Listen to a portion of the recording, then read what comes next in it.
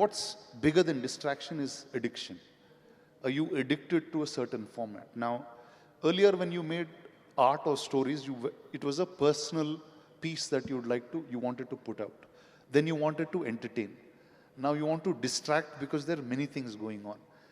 But then can your story or can that art become an addiction? That is ultimately where the world is going. I don't know if you can train an AI model to be an Amitabh Bachchan with 80 years of experience behind him with so much poetry from generations or everything. So I don't know if that model can do what Bachchan Saab can do on set on a particular day, and whether it will be different from a Monday or a Tuesday, because AI will probably do the same thing on a Monday or a Tuesday or a Wednesday.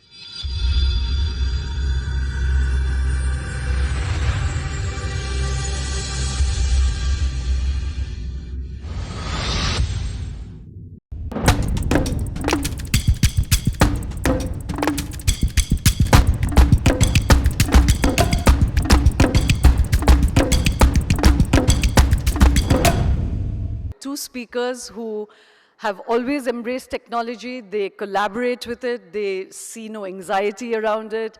They have used it to expand human imagination, to expand human storytelling. And they are very, very excited about all the technologies that are available for play now. These are two fantastic, imaginative, creative people. Rana Daggubati, a multi-hatted actor, an investor, a producer, someone who acted as the villain in Bahubali, but frankly, he looks like Dothraki and Khal Drogo all come into one, and Thor. So he's going to be coming on stage right now. And Nag Ashwin, a director who's billed, it's the first film that even as a premiere, a curtain raiser, went to Comic-Con. It's the most anticipated film because it's a sci-fi film that he's creating called Kalki, 2898 AD, but he won't explain what it's about. One of the questions I'm going to pose to him is that maybe AI potentially could overtake him because he's been working on this from a human level, but now, as you saw, there are technologies that could do this at a button. But to discuss that with two effervescent speakers, ladies and gentlemen, please welcome Nag Ashwin and Rana Daggubati. Thank you. Thank you. Thank you. Thank you. Thank you. Hi, Nag. Thank you so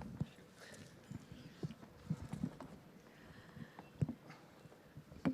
You were the two ambassadors of technology. You should have been here right through when we were going through these graphs of, optimism and anxiety, but you two ambassadors were missing. You've just come for the last piece. But we were watching a bit of it live. Yeah, we were there in the audience. Yes. Oh, okay. Thank you. Thank you. Hello. Good evening. Hello.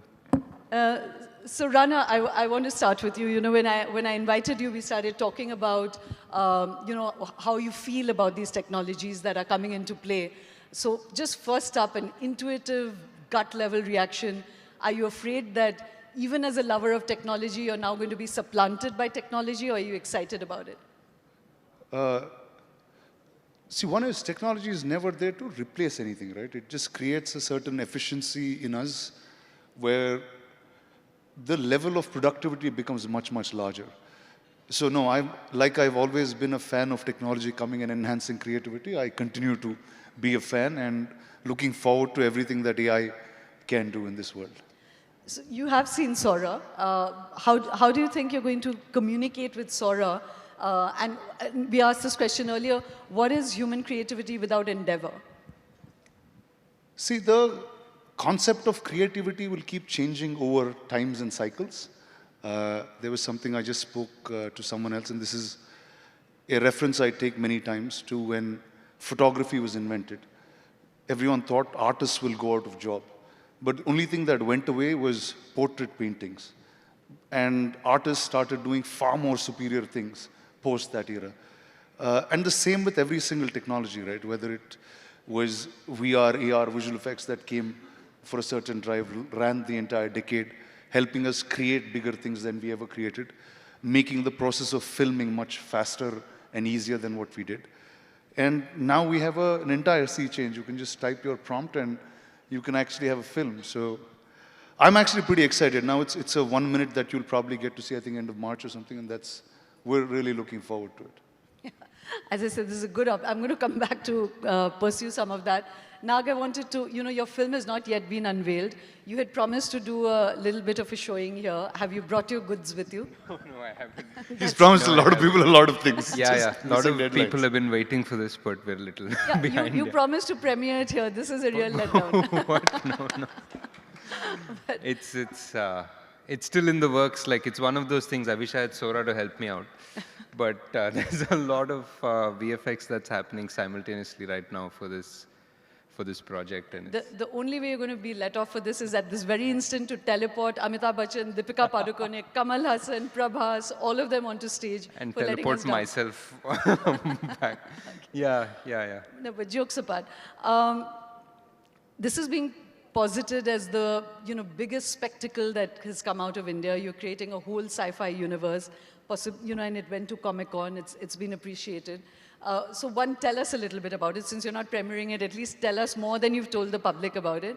And number two is that technology is really overtaking all this. So you spent so many years, lots of money. It's also billed as the most expensive film ever made. And you might, by the time you release it, you may be overtaken by even more spectacular things that are just being written up. So at least, do you feel anxiety about it, or are you also excited? I mean, I just wish definitely that there was more tech to help us make this film like 3-4 years back when we were in pre-production. Because it is, I mean, we're creating this new world. Like, I'm just looking at this picture right now on our, on the screen, and like all these different worlds that we're trying to create, we work with so many different concept artists and giving prompts, obviously, again, in a very personal, one-on-one sort of way, and try to give references and build this world from, for example, the film is, our film starts in the Mahabharata and it ends in 2898. That's the title of the film. It's called Kalki, 2898 AD. So it spans that 6,000-year sort of distance in time. And so trying to create worlds that are there here, imagining what it could be like, and sort of still keeping it Indian and not make it look like a Blade Runner or a Tokyo Spice Punk was the challenge, but yeah. So are you going to reveal the secret of 2898? Why this mysterious figure? It's, if 6,000 years behind 2898 was, comes to like 3102 BC, which is when they say the last avatar of Krishna passed. So. Ah, okay. So, Rana, I'm going to come to you that, even before all of these technologies, you've been a real special effects enthusiast. Your company also has special effects. So, tell us about a little bit about the kind of special effect technologies that excited you. And I'll come back to this question I was asking about endeavour, that so much about the marvel of when you really appreciate art is that feeling of how do you do it, how do you do it? But when it's just become about typing it out, do you think this is going to lose some of its magic? So tell us a little bit about old special effects that excited you, and why are you not worrying about losing endeavour? Okay, let's just take this image that we see on this screen, right? Say 20 years ago or 15 years ago, you had an artist who is painting on canvas or painting on non-porous screens. So we're able to shoot it with a camera and it feels like you're on that location. So at that point, you were excited about the artist who drew it. You were excited about the finish. But ultimately, the final product came on a screen and that's what you saw. A few years, say a decade ago, that turned into a computer. It was all digitally created. It had a certain wire mesh around it. So it was not an artist who was important, it was somebody who could build a 3D rig that became very important. How beautifully you can create a rig that can actually move, create stuff that, so it moved from one to another.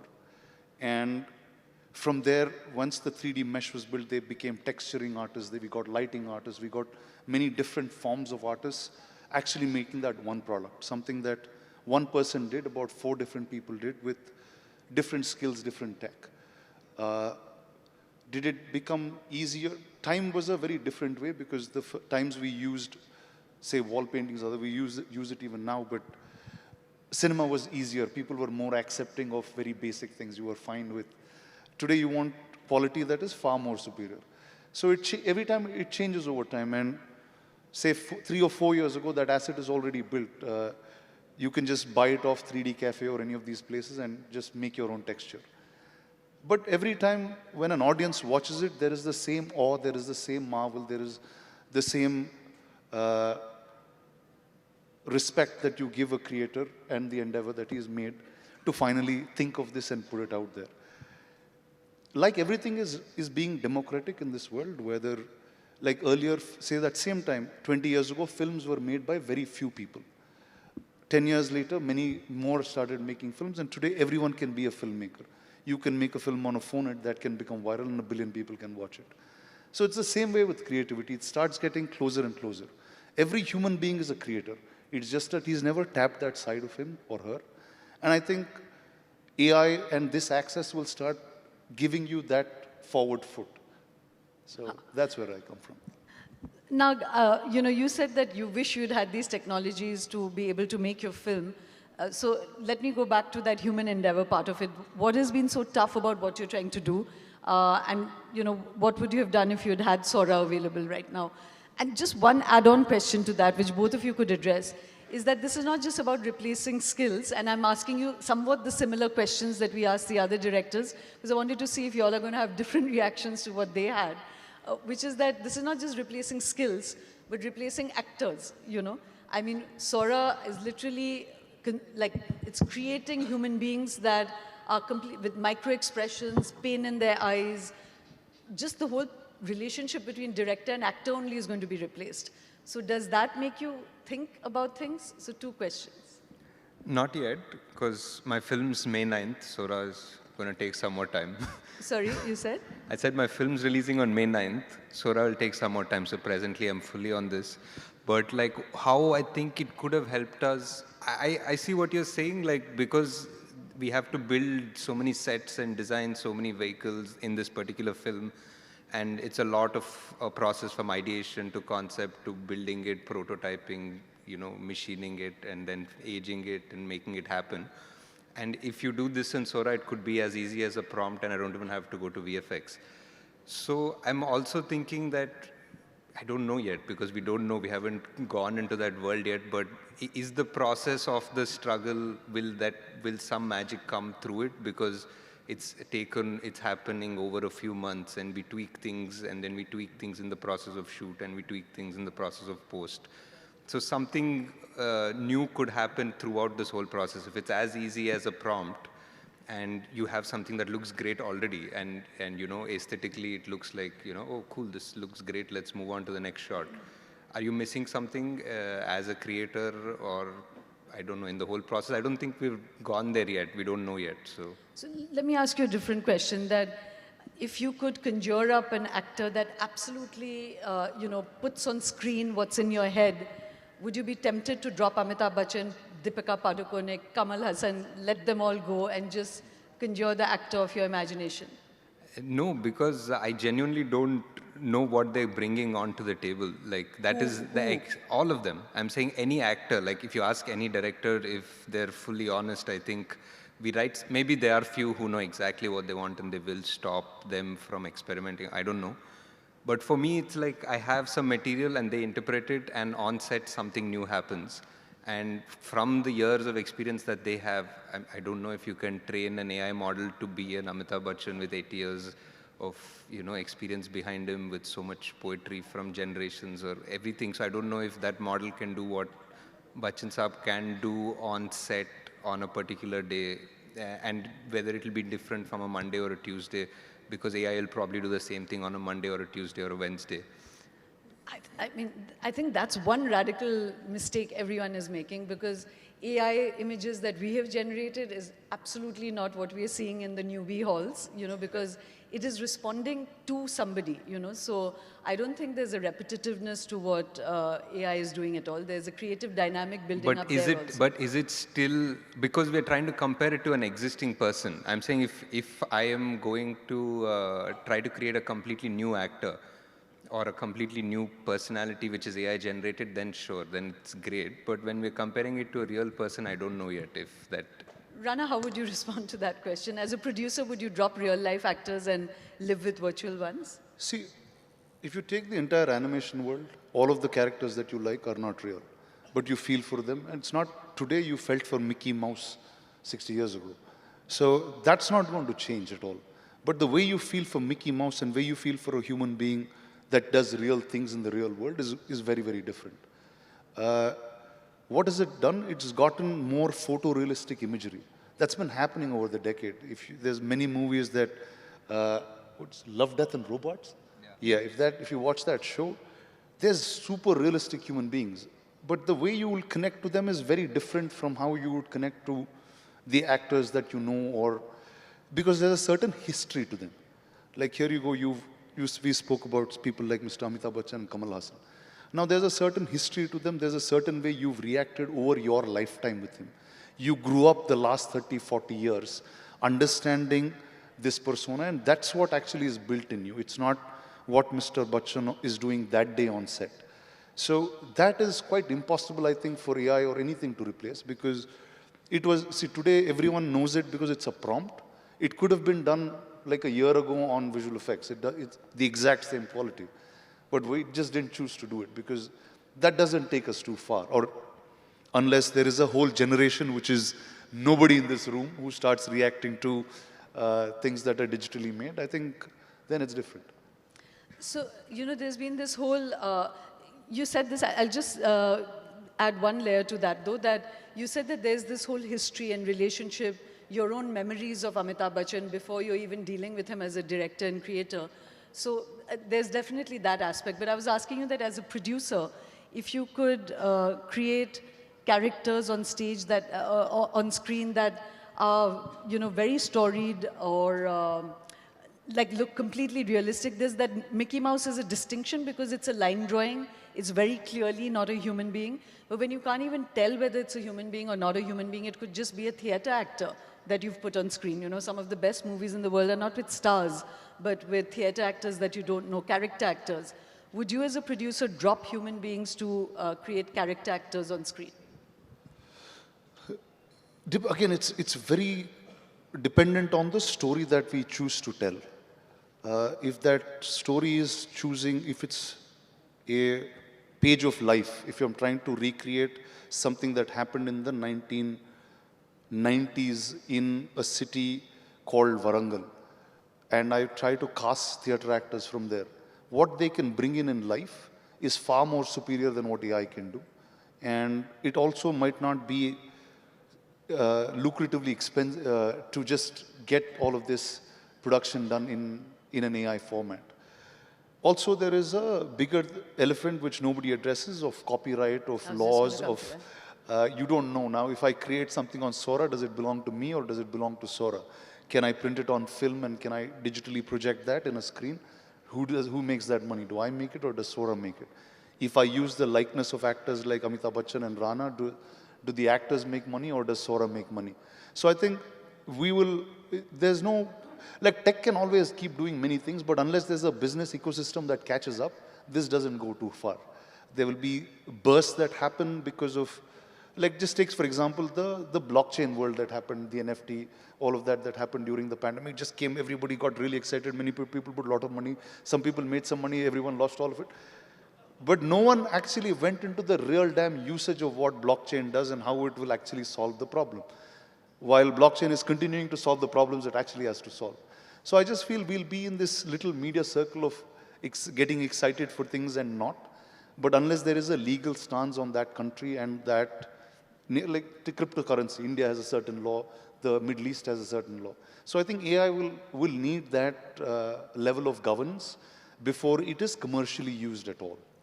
So I just wanted to, I'm going to come to you, Nag, sorry. I was just thinking that you brought up this thing about copyright, but it's not just about using the likeness of somebody. You know, I don't think that that's going to go very far because that's easy. Anil Kapoor has already filed a case and won a case for someone using a likeness of him, you know, so I don't think that's going to be the problem. But I wanted to ask you as a creator, what's your response to technologies using all our minds, all our creative output, all the public intellectual history of mankind, humankind, being out there, being used by particular technologies to create a profit model for itself. Now, as a creator, you know, how do you feel about that? Do you think that that's fair game? That's not something that can fall under copyright. See, fair game is a very, very hypothetical word, fair game. How do I feel about it? See, ultimately, which means, by that time that happens, will we be even engaged? It's already happened. No, I'm saying, but you've never watched a 3-hour film doing that. How many people of you all watched a 3-hour film, paid a movie ticket and went and did that? You haven't done it so far. What do you mean? Like, have you gone to a movie? AI 3-hour film. Yeah, you haven't done that so far. It's going to happen very soon. You'll talk to me 1 year later and we'll still be in the same place because the business will not grow to that size. For a simple reason, the time that it becomes that, where everybody is able to make a 3-hour movie as cool as Project K or Bahubali, cinema will cease to exist as a concept. You won't like anything that is just flat. Unless you're in the gaming world, you would want to be those characters and play those characters. That's the gaming world. So the engagement mechanism will become drastically different if everybody gets to create superior picture, sound, and storytelling, right? Premium will always continue. See, we're human beings. We only need storytelling. That's the only thing that keeps us away and keeps us driving forward. So it'll continue to be in another form that we're not seeing today. That's all. I'm going to come. You said this thing about... Thank you. You said about gamification and this now whole new frontier. I'm going to come to the VR thing. I just now wanted you to respond to what I just said about, are you excited by, you know, there's that, I know you guys would have watched Marvel and X-Men and all of that. There's that character Cerebro, whose mind is connected with every other mind. You know, I think that that's come to pass now with AI. Everyone's mind is connected with everyone else's mind, not just in the present, but in the past. And that's just become like one huge creative laboratory, you know, all of public human intelligence out there. So what's your reaction to that? Are you excited? Do you think it's a copyright violation? Do you want a piece of it? And it's a tool. I'd say that it's a new tool that we never had before. Throughout history, we always have had limited access to art or literature or knowledge from across the world because there's only so much that you can consume or interlink or derive from. But now you have this one Cerebro, like you're saying, that can do all of this, and you can ask it questions and you can help make decisions from that. So it's a new tool. Like, what you're going to do from here, like when you get a new tool, like, yeah, we'll figure, I think. Well, you know, you'll miss some of the visuals earlier, but there's some which are absolutely my favorites too. We have a wonderful, you know, I'm going to call them on stage right now, but it's very interesting, and that's why I was saying that this thing when you say that AI is going to be repetitive or boring, I don't think so. No, I definitely don't think it's repetitive or I just think it's still in that stage where if you compare it to a real person, definitely it's because of the memory you have with that person or emotional attachment you have with the person. Like if it is love, death and robots, like I don't know that character, but if that same love, death or robots was trying to imitate a Johnny Depp or a Scarlett Johansson, it would be a very different thing. It's because it's a non-known person in that series and it's fully created in a VFX or digitally. I can still completely relate to that character as that character, but if I'm trying to say there's a known actor, like there's a Robert De Niro doing something of that sort, then I don't know how the response would be to that. So, you know, Rana, you spoke about this virtual world that already, and as I was saying, this conference, we haven't at all touched on virtual reality per se, except having Jaron Lanier there. But this Apple VR glasses is already doing that, you know. So you just said that the whole sort of boundary of storytelling is going to shift. That technology is already here. So since you're such a technology enthusiast and investor and visionary, where do you think it's already going to go? Well, I'm just waiting for glasses to look like this. They're just now these big patches that you're walking around. It's not fun, it's not cool. And Apple's known for things that are cool. I think this is the, I don't know if I can say it, but this is the least coolest thing that Apple made. I've used the glasses, it's not so fun. Oh, it's not so fun? No, it's not so fun. And I'm a tech guy, I'll grab onto anything that comes. I just feel like it's the first round of it, and every time there is a new medium, right? Like, I mean, pre-theater, there were comic books, and that's all we were reading. There were books and literature. So the print became digital in some ways. You could see it on screen. You could see moving images. Every time there's a new format, we'll find a way to tell a story. But that technology needs storytellers and artists to come together and say, okay, what is the best story that we can tell in this medium? So, like, the internet age got short content. Now, that's the best you can tell in a swiping mechanism. Now, what do the glasses do? We still don't know. There's not enough content that you wouldn't want to do in a 2D interface that you would want in a 3D interface yet. But, you know, you spoke about the story, and I'm really fascinated by that. I posed it to the earlier, session with directors. The story was always something that bound us. You know, a story is a story. Many people participate in that story. I mean, you can have a story for yourself. Everybody has a story of themselves. But there's very much the audience and the creator, you know. But with this new technology where everyone can make their own story, isn't there, and we've already seen that with TikTok, and with, there's a kind of mesmerized, almost, I call it mobile narcotification of society, that you're just like scrolling away. We were talking about this endless scroll. So there has been one or two films are making that breakthrough, but it's become harder and harder and harder to get attention from people, a buy-in from people, because they've got other things to do in their own space. You better be only that 1 or 2% that's breaking through. So do you think the whole idea of story as a glue for society, a common shared experience, a common excitement, itself is in jeopardy? Well, I don't know if the statement I'm going to make is going to sound right or not, but I'll say it anyways, because that's the only thing that I made sense of. See, art is in the center of everything. Unless you're able to create, you're not able to do anything. But it began with art being very personal and someone telling a story or saying, this is what I want to showcase. Once it became a business of entertainment, it became about what people want. That's what we want to deliver. That's the job of an entertainer. Where this is the kind of cinema people like, and we're making that. Entertainment has been taken over by something very different, like distraction. But Disney Plus is a multi-billion-dollar corporation that's making big shows.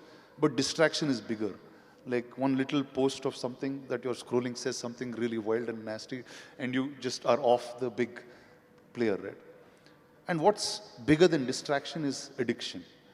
Are you addicted to a certain format? Now, earlier when you made art or stories, it was a personal piece that you wanted to put out. Then you wanted to entertain. Now you want to distract because there are many things going on.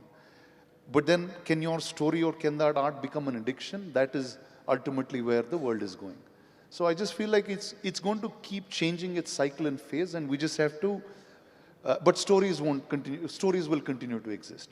Even if it's a meme of something that's being made, it will be of a film or an artist that has performed it at some point. It's taking different life forms. So I just feel the forms will keep changing and keep evolving, but the center will continue to stay. You're a pretty fluid creator, I mean, I see absolutely no attachment to the past in you, It's like, could we bring it on, baby? Bring it on, yeah. Nag, what about you? I mean, he's not yet a director, he's an actor, and, That's why I'm not. Yeah. Yeah. Do you have a different response as a director to the jeopardy of the story? I think I'm a bit more of a old school guy at this point, because I probably at this point still romanticize the struggle of writing and romanticize the struggle of making a film, though probably it can be a lot easier. I think throughout history, like most of the things that still standing always have like a history of struggle behind their creation. So I think if you remove that, I don't know what it's going to be. So yeah, so I'm still a bit old school that way. Right. Again, struggle is not going to change. From where? You just find a different way of that struggle. It's not the same exact format. The app will be hanging a lot. Sorry, what did you say? I said the app will probably hang a bit. I was just going to say that's a cop-out, because there's no struggle. We've literally built this entire conference on, and that's the hypocrisy. I adore it. Mid-Journey is just the most beautiful thing that ever happened. We've all been having such a good time with it. There's a wonderful, but what is exciting about it also is that every creator that's created, at least for the conference, has created a different language, Somebody who knows art history has created a different kind of imagery coming out of, you know, somebody who has a news mind has created a different kind of thing. So everything that we've seen actually has huge variety. There's definitely a relationship between the technology and the creator there, you know. So there is that, you know. But anyway, coming back to you, Rana, you've been someone from the beginning, your sources of learning have been completely wildly different from most people. From comics, from jungles, from forests, from technology, wild range of teachers. So share that with It the happens when audience. you don't go to school. Tell us about that. Well, okay, both of us are from the same school. We were in the same grade, like first grade, we were in the same class. But he was the one who studied well and learned many more things than I did in school. Comparatively. So I was just out of 10th grade and I kept doing random things in the movies. I liked comic books, I liked stories, I liked the wild, I liked adventure. And I just kept learning through that and creating businesses from within it.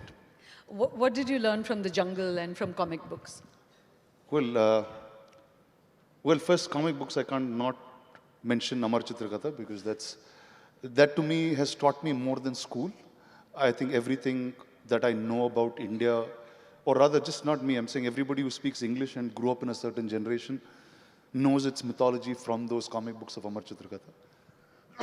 I think understanding that first, that was the first set that I ever got. I think my mom gave me those when, like, it's her stuff when she was a kid, she passed that on. So I think just the idea of what India is and the diverseness of it, and understanding the stories of the past without a religious context to it.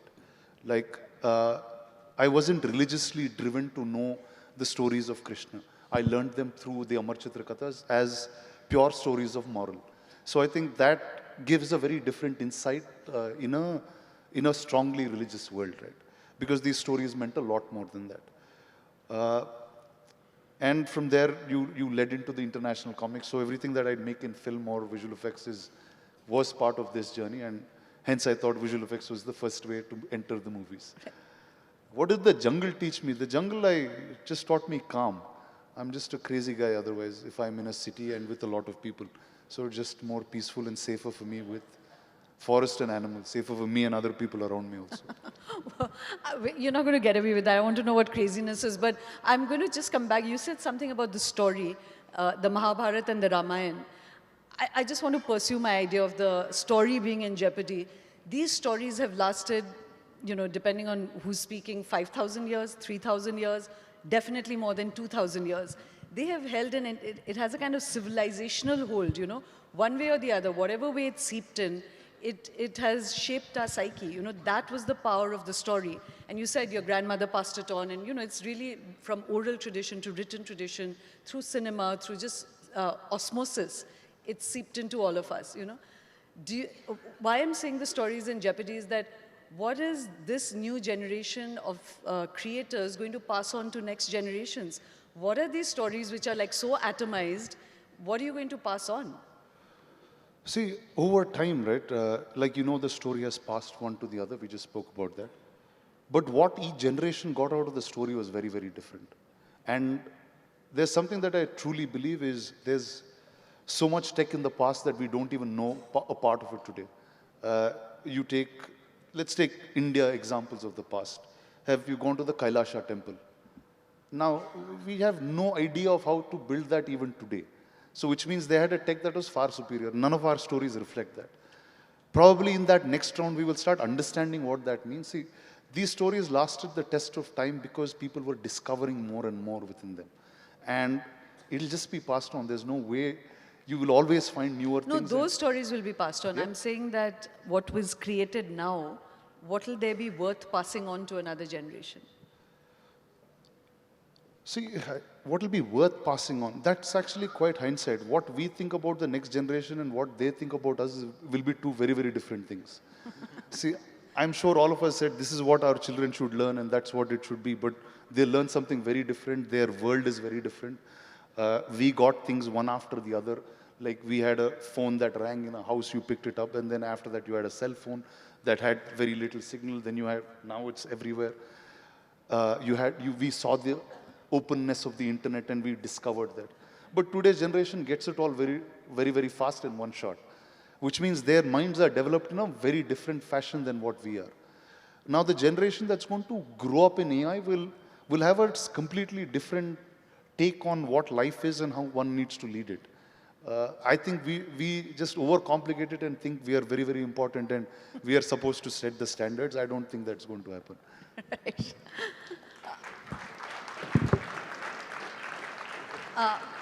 I just wanted to share a little biographical detail about Rana is that, you know, there was a time when his life was really in jeopardy and he was very, very ill. You know, really his life was in danger. But he went to and he lost one eye, but he went to the jungle and he says that the jungle saved him. So I don't want you to get away that easily. That's a really deep story to share. So do share that. Okay. Okay. I didn't know that was coming on this stage, but it had nothing to do with AI. It had nothing to do with technology. It had actually a lot to do with... Troika is nature, human, and technology. Yeah, so actually it's funny. It actually had a lot to do with technology because I was at the most beautiful hospital in the world, I think, which is Mayo. That was the only place that could figure out what happened to me. And it's funny, once you get into this life-threatening zone, you start looking at life very, very differently. Because till then, everything that I built or everything that moved me forward had me in the center. But then you knew that's not how things should be. There needs to be a cycle of things very, very different.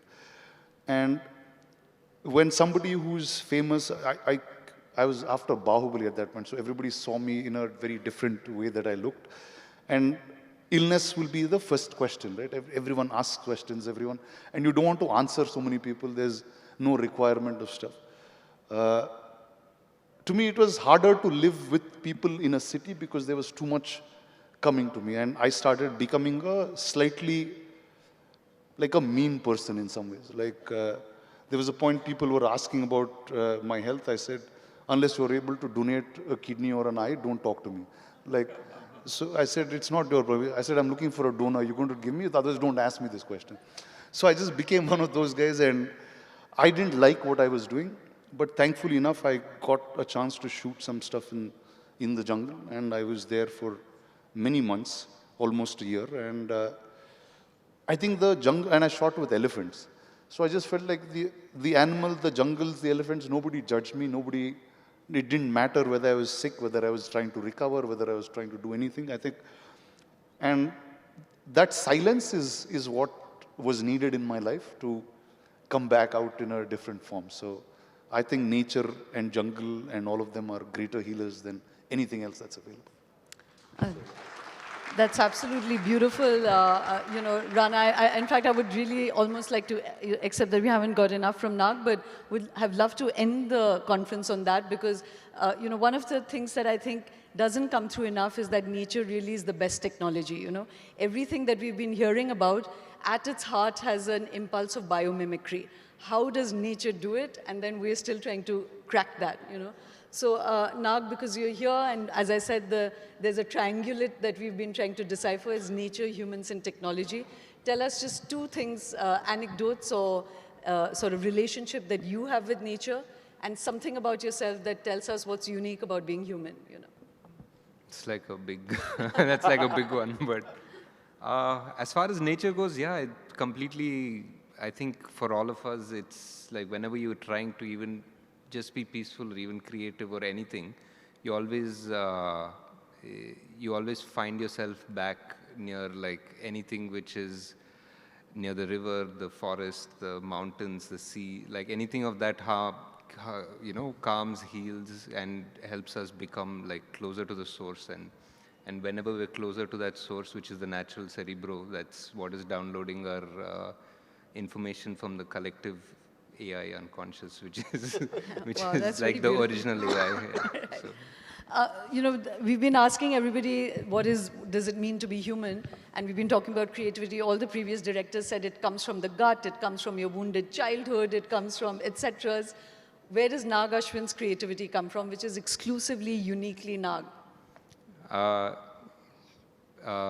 deadline most of the time.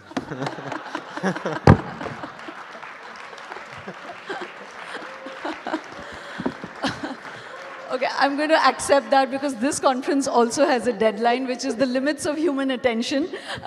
Time's up. Yeah, time's up. Thank you very much, Thank you so both much of you. for having us. Yeah. It's been a real pleasure talking to you. Thank you.